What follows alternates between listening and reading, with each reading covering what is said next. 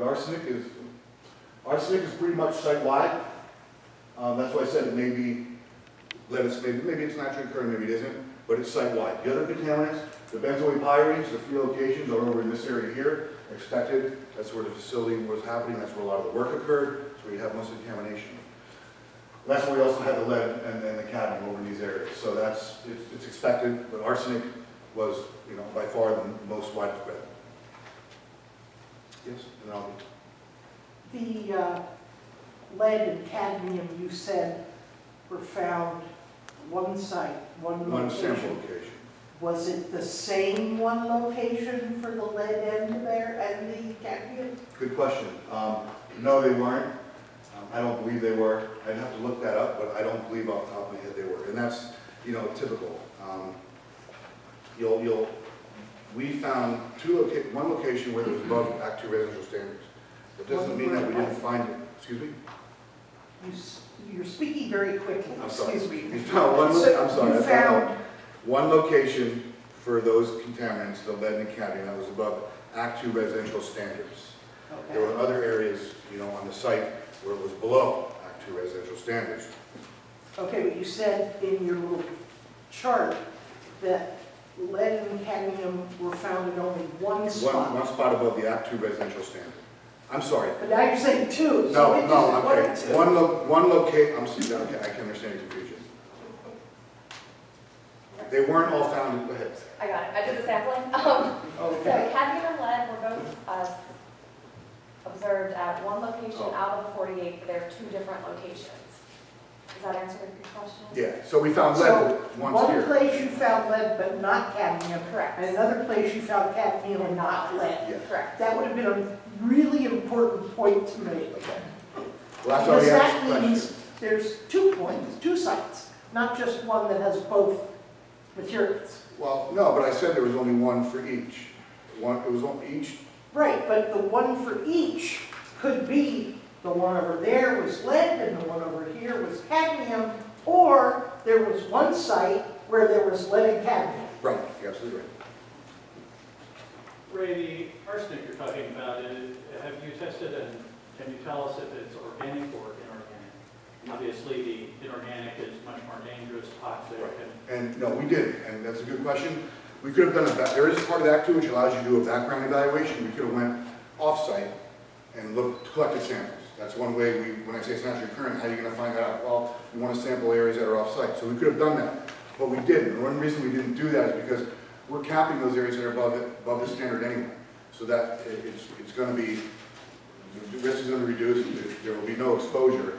So that's why we didn't do a background study or evaluation of whether it's organic or inorganic, because the exposure is going to be minimized either way, or there'll be no exposure. Well, the reason I've asked this question is because now for several years, many of the residents in that neighborhood have been breathing dust from the site when Mr. Moran was shipping railroad ties off the rail. That dust, that arsenic-laden dust, has gone over many of the neighborhoods. And I sympathize with you, and I understand that, and I've heard stories. Unfortunately, I can only do from when we were contracted by the county to now. I can make sure the site is safe from when I started investigating on it to now. I can make sure there's going to be no stormwater going off the site. I can make sure that during development, we're not going to have any dust. I understand your concerns. If people wanted to investigate that, maybe that's something they could call the health department for. But unfortunately, I can't go back and stop it. Well, I'm bringing it up because we want to make sure that it doesn't happen. No, we're going to make sure that we're not getting dust off site. Yes, ma'am. 2 things. One, you mentioned the different things that were found above. How far above? That's a good question. They weren't. Yeah, they were it not- is. Yeah. Thank you. Every question is good. There's no bad question. Someone came in here earlier tonight and asked me where the hospital was. I said we didn't find any hospitals. We didn't find anything that was really smoking really high. They are just above the standard. There's nothing. There's one arsenic sample. The arsenic standard, Sarah. Off the top of my head, 29. We had a sample that The was. number is meaningless. As I have told my chemistry students for 36 years, a number is meaningless without units. There you go. So 21 means absolutely nothing. put some units with it. 29 21 what, parts per per million? million, parts per million. Parts That's per what I'm million, saying. what are we talking about? But, so, no, everything was within that same order of magnitude, except for one sample, which was an order of magnitude above, which means it was in the hundreds, but it wasn't in, you know, I've seen things where it's been in thousands, or you've seen pure arsenic. We didn't find that here. And it was still below the non-residential. It was still below the non-residential standard, yes. And one other thing, we're talking about the groundwater, et cetera. One of the concerns that many of us who have lived in the area for decades,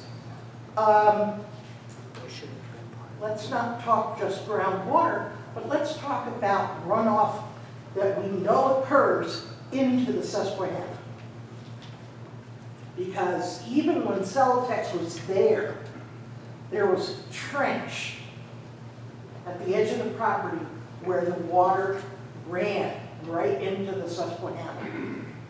Is that being looked at all? Is that going to be handled? Well, stormwater management plan will take care of that. Like I said, unfortunately, that was on a project right then, I couldn't do it. Well, I'm saying now, That because will be addressed. we know that Mr. Moran didn't do anything with that trench. You know, other than, oh, look, there's a trench. Maybe if we put this rail car here, it'll drain and run into the river and I won't have to worry about it. No, that's And what- we know that occurred. And that's why we're putting that stormwater management plan. It is part of the responsibility of the owner to make sure that their storm, you know, they manage the stormwater site. And that's what, and, you know, that's why the county's being proactive. when we're Slow doing that. down. That's why the Slow county down. is being proactive. The faster you talk, the more we don't believe you. That's why the county is implementing their plan. But I also wanted to point out that once the site is developed, this area here, and I saw the engineering drawings, will be a stormwater basin. So all the stormwater on the site will be kept on site and managed on site. But until that occurs, we have our interim stormwater plan. Yes, sir. You said that there's been no groundwater testing since 2011. I was wondering if you have an opinion on whether the drill cuttings may affect an outcome if you would test where the drill cuttings were put on the Right. groundwater.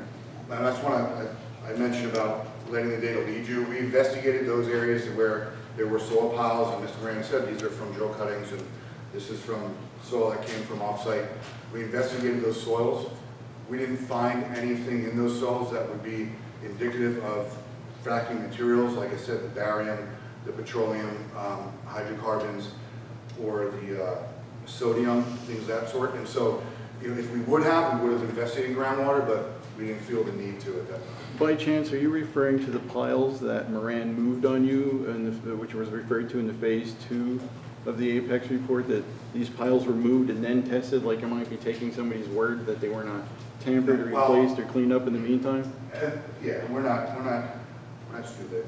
We know that people do things, and that's why you never listen to, well, not never, but you take an owner's word with a grain of salt. But we collected these additional areas out here. This is all cover material. For people who aren't familiar with the site, this area here is cover material. This is where those piles were originally stored. We did collect some samples from that area, but we also collected samples from throughout that area where the soil was spread. So if those fracking materials were in there, we would have found evidence of that. Yes, sir. And I'm sorry. Oh, can I? Yes, sir. That area where you did your test work in the lower end, Down here? yes, right along where the railroad siding was, did you do any testing there? Because that's where the cars drained all the liquid out, right in there. No, we didn't. And one of the reasons that we didn't is these will be removed. The railroad sidings will be removed, but in order to get an easement through the city, it takes like about a year. The rails are So already we're gone. going to sample that once they're removed. But from all the information that we have, and I think the DEP can back me up on that it was, where's the, here you go. Yeah, we didn't feel it, the need to sample was So there. that's the area, excuse me, where all the railroad cars sat, and all the solution ran out of them on the ground there. And it did, at one point, go into the storm source, because it leaked through the wall and went down to the storm source. And the one night we raised hell about it because of the way it was, they pulled all those cars out, parked them on the Susquehanna River, and that's what all weekend, really into the river. Now, when those railroad cars are there, I live less than 100 feet from that area. We didn't have any birds flying area, so there had to be something in the air quality that even the birds wouldn't fly. I don't know, I mean, there may have been, but, you know, I don't like hearing, when I do these investigations, people always talk about this is the past and things like the air at that time, you know, 10 years ago, and I can't do anything about that. I'm concerned. I understand that, but what I'm getting at, the soil was not tested there. What's there underneath that railroad side where those cars sat and drained all the time? 24 hours a day, in a few months they were there until we ran them out of town, basically. And that, like I said, And that's not an area where you no, do tests. we should, because typically, we test those when they were removed, because there is potential from today till when they're removed for more contaminants to be there. Well, those cars, sir, were parked from John Street down to Julia, right along North Second Street extension. That's the area that should be tested for some of the fracking. Well, we will, you know, we're not gonna, you know, like I said, we don't want to leave any stone unturned, so I Thank you. appreciate that information. I'll go here and then I'll get to you. I'm sorry I was late. I came down from Wellsboro for Pine Creek Cat Water Protection Group. Several of us did file reviews in Williamsport DEP office because of Clean Earth's plans to use the drilling return fills residual waste on the Wellsboro Airport. And I think most people know the DEP got Clean Earth to withdraw that permit, but they did just last week. So it looks like for the time being, Wellsboro is not going to get this drilling return. But this whole site was covered with drilling returns from Clean Earth. And I just, in doing the files, I just wanted to pull some things out. The Act 2 final report for the Sunbury site identified arsenic in the soil exceeding Act 2 residential. Similar elevated concentrations of arsenic have been detected in some drill cuttings that have been processed by Clean Earth. For this reason, the current environmental covenant for the site will be modified to restrict the entire site as non-residential. Now, I don't know, No, that's, at that time, that was correct, because the owner of that site wanted to use the site for non-residential use only. You couldn't use it for residential. Right. We came along, we did our residential investigation, and you're right, there are areas where arsenic is above the residential Act 2 standard. Those areas will be remediated. okay, what, you're remediating arsenic that was there from Celotex time, and then on top of it, additional arsenic was put there by Clean Earth. The whole site is covered. I don't know, this woman said she did some of the sampling. I have lab results from Seawald and from Clean Earth.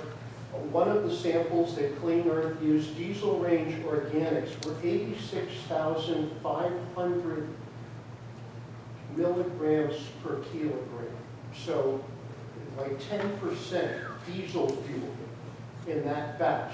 And the DEP had no standards, no restrictions on the amount of diesel fuel that could be in residual waste to use on these Act 2 sites. You can say you didn't find it, these are volatile organics, but you had bromofluorobenzene, toluene, you had benzene, you had a lot of things that are known carcinogens. You had arsenic, you had lead. Lead, 25 times the residential criteria. 0.005 milligrams per liter, this is leachate, and the leachate that they came up with was 0.125.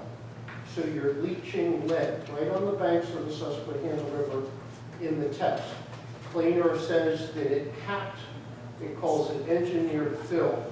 DEP has no term for engineered fill. It's residual waste, and the only reason it's residual waste and not hazardous waste is because the EPA, this is a letter from Region 3 in Philadelphia, the EPA Region 3 office, are fluids toxic, could fluids be toxic, hazardous, and or radioactive?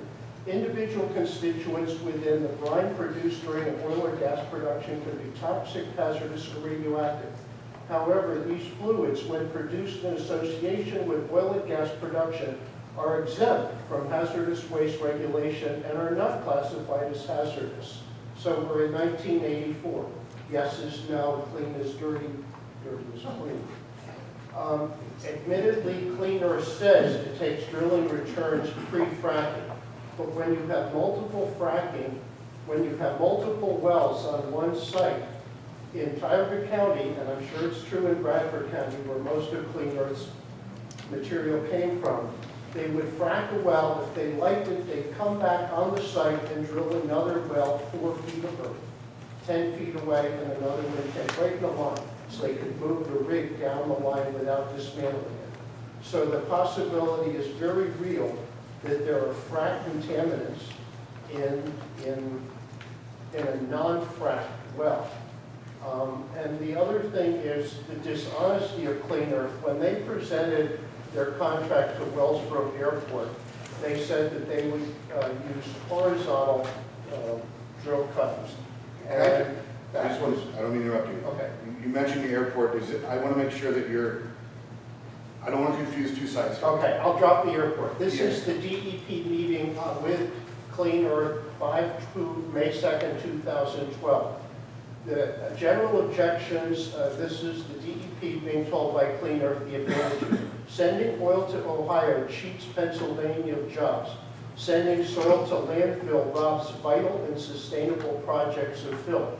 Another point, the former Celotex site in Sunbury is currently an Act 2 remediation site, deed restricted as non-residential use only due to elevated arsenic. The redevelopment potential future use option site will be enhanced by leveling the site through the use of retaining walls, geotechnically stable fill, which is a question. It's not been tested through time. Clean Earth had an R&D permit for 4 years, and on the basis of that, they're pronouncing it safe for eternity.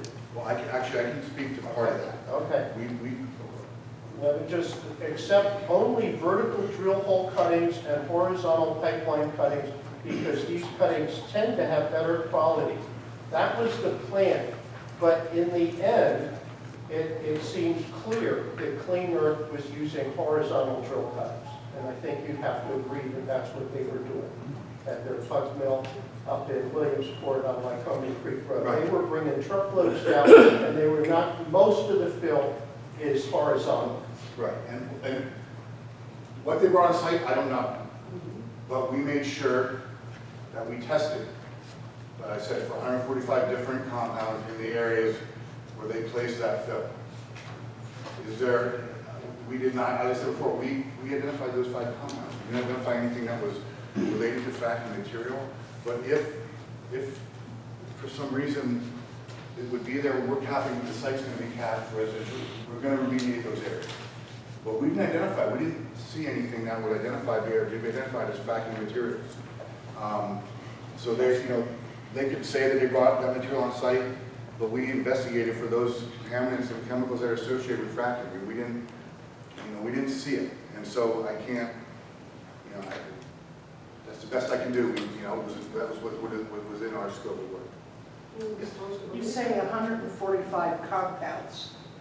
However, arsenic, barium, lead are not compounds. They're elements. They're pictures. So were you looking at other than 145 compounds? If so, were you looking primarily for inorganic and metallic compounds? Or were you looking for polyphenols and things like that? We looked for everything, and the reason I Well, wouldn't say contaminants let's for take the word site. everything out of there, because there's no way you could have looked Contaminants. for everything. It's contaminants. This includes, we looked at volatile organic compounds, metals, semi-volatile organic compounds. Your volatile organic compounds, like I said, the aerosol type stuff, people don't know what metals are. Semi-volatile organic compounds, they're a little bit thicker materials in that an aerosol. I'm trying to think of, that's the best way, like hydraulic fluids, things of that sort.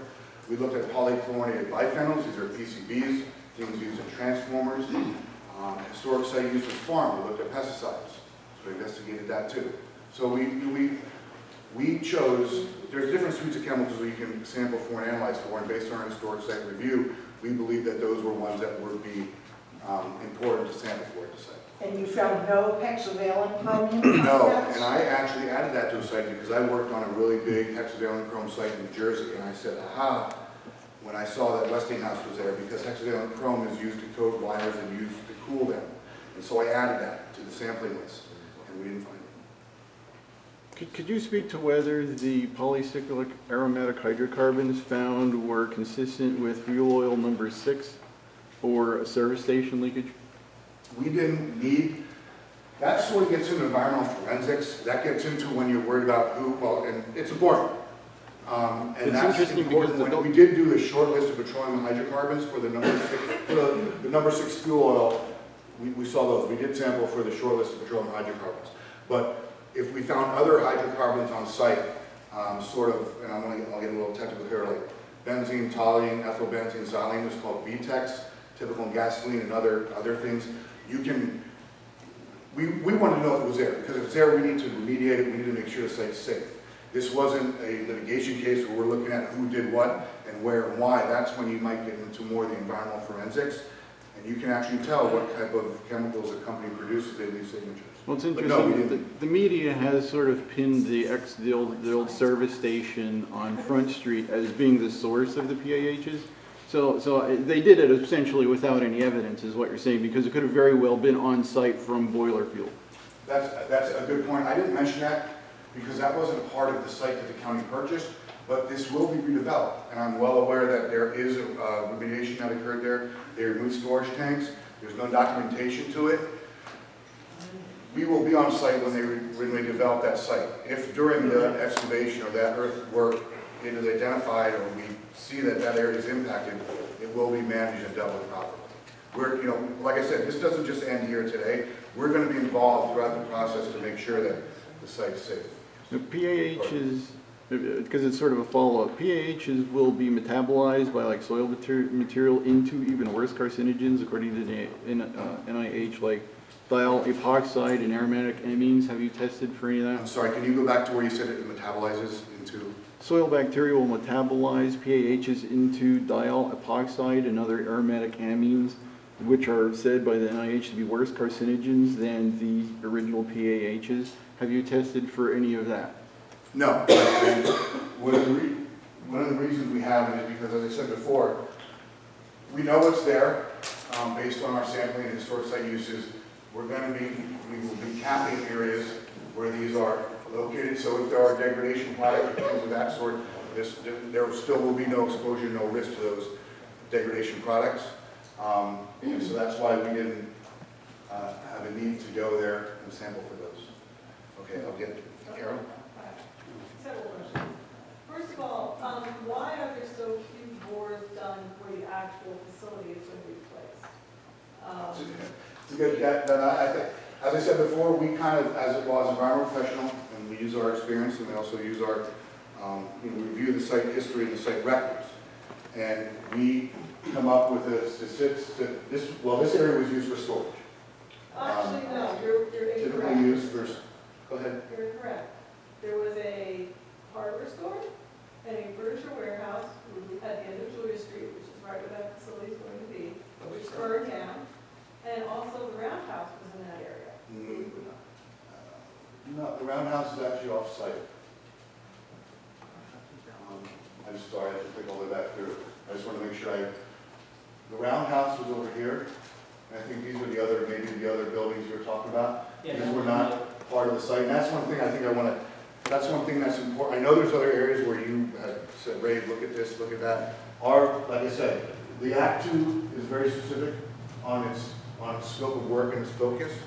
And our focus was the property that the county owns now to make sure that redevelopment is safe for the community. Yes, sir. Now, bear with me, I'm kind of ignorant about these things. How many different contaminants are listed by DEP that have standards? That, off the top of my head? Thousands, and you tested for 145? Yes, we, Okay, now who's on the hook if, and during development and excavation to find more? no one's on the hook. We will be there to clean it up. Well, the county's gonna pay for it, so I'm on the hook. Yeah. Okay, you were hired after the county purchased the property? No, prior to purchase. What says shortly after the county purchased the site, they hired Apex. hired prior to. More than 6 But it years. was under agreement, as soon as we got it under agreement, we hired him. So we had our 60 days to do due diligence and complete the phase 1 study, as well as get the appraisals on all those things. Well, the property was bought with the idea to use it for residential use. And the test in 2011 was for non-residential use. Who did that testing? The former property owner's consultant. Well, it's kind of like Iran inspecting their own nuclear facilities. Okay, I got it now. And did the former report have the contaminant levels that were available to the county so that they could see whether they would meet the residential standards? Or was it just a blanket statement that it meets non-residential standards? No, we actually, as part of our due diligence we do during our, when we first get on the project, we do our phase 1. That's where we kind of do our desktop study, and we look at all the historic site references and reports. And we did review their report, and they gave us the data right there. And that's why I said we incorporated that data into our study, because we looked at all the sampling reports to make sure if they were above or below residential or And you not. did that before the county purchased the property? It was before we did our phase 2. Our phase 2 was before. I mean, yeah. You can't hide it. If we get a result and it's above or below, it has to be reported. No, you're not answering the question. Did you find out whether the property would meet residential standards before the county paid for it? No, it would not. So the county purchased it without knowing that it could not be used for residential without extensive cleanup. Is that I correct? can't answer that. I don't, I mean, Well, I would maybe just. somebody can. It seems like you just did answer it. Okay? I got several more questions. Now, after phase 1 and during the phase 2 studies, I was in contact with Apex, someone at Apex, either Ray or your colleagues. Pardon me, I can't hear you. Speak Probably up. twice a week. Stand up, please. I can sit just fine. Okay, fine.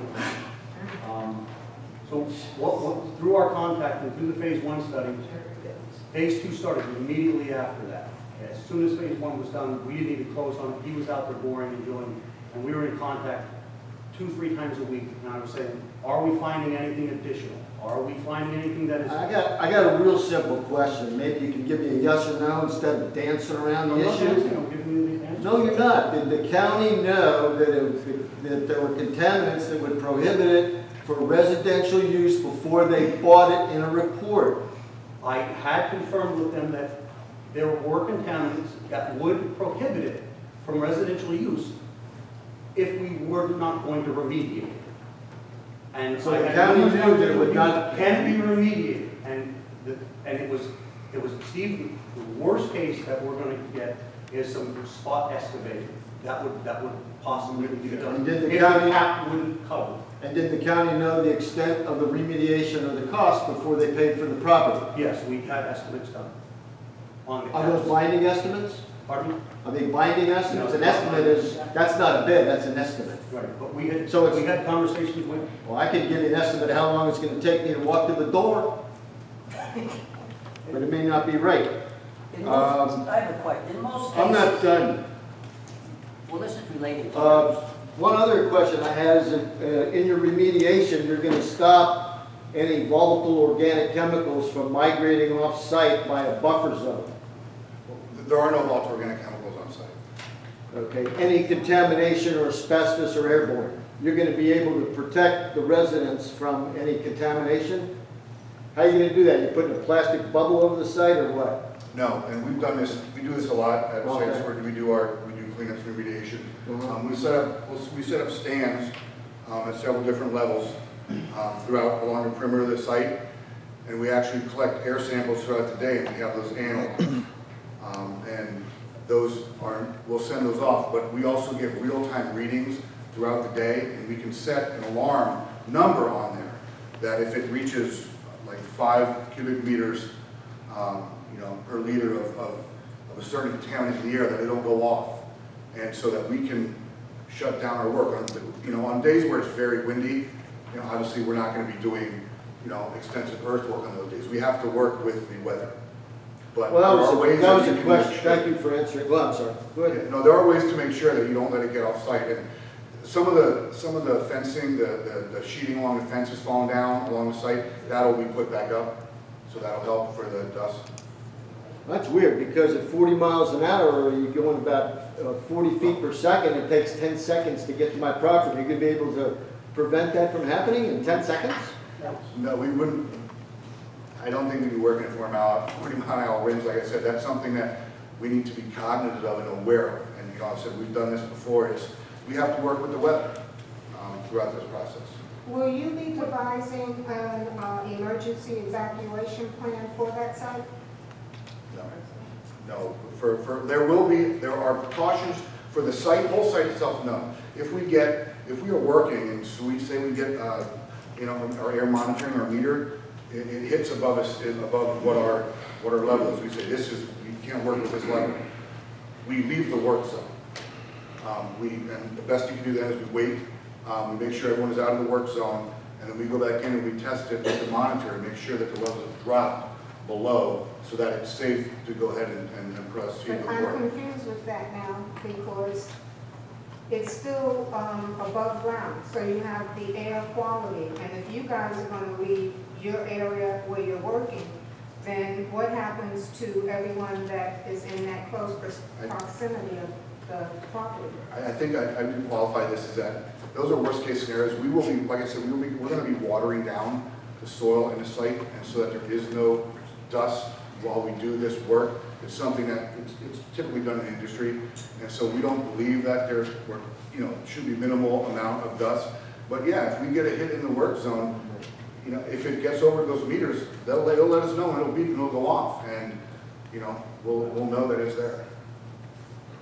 It seems like all of our. Well, my last question, if I can, because I got interrupted. Where do you stand with complying with insurance company regulations for insuring the citizens against any contamination? We all know how the county commissioners deal with insurance. That's a county, that's not really something that we do our environmental investigation as far as what's in the soil and that sort. We don't deal with, unfortunately, I can't answer your question, we don't get into that. So you don't know whether the Liability site, issues, you don't know insurance. whether the site is insurable? Well, that's not that's not what I was contracted to do. I understand. What parameters were used for deciding which 145 items you were going to look for? The site, basically site history. We look at, and those 145 are really just they're a suite of many chemicals. We look at the site history. We say, were there operations there that might have had metals? Were there operations, that had gasoline or hydraulic fuels, semi-volatile organic? We try to do an exhaustive search. There's no reason why I would not want to, sample for, everything, but we sampled for what was there and what was used historically and what was necessary. Well, for instance, you found 2 aromatic hydrocarbon compounds that you identified. How many did you actually test for? Because there's a whole slew of Yeah, I them. think there's a good amount. There's a 20, 30, or those are the ones that were identified above the Act 2 residential standard. Those 2. Those 2. Out of how many that you tested for? Out of the top of my head, I can see the table in my head, but Well, I can't you count. tested for 145 things. Typically, Compounds. we tested for 145. Typically,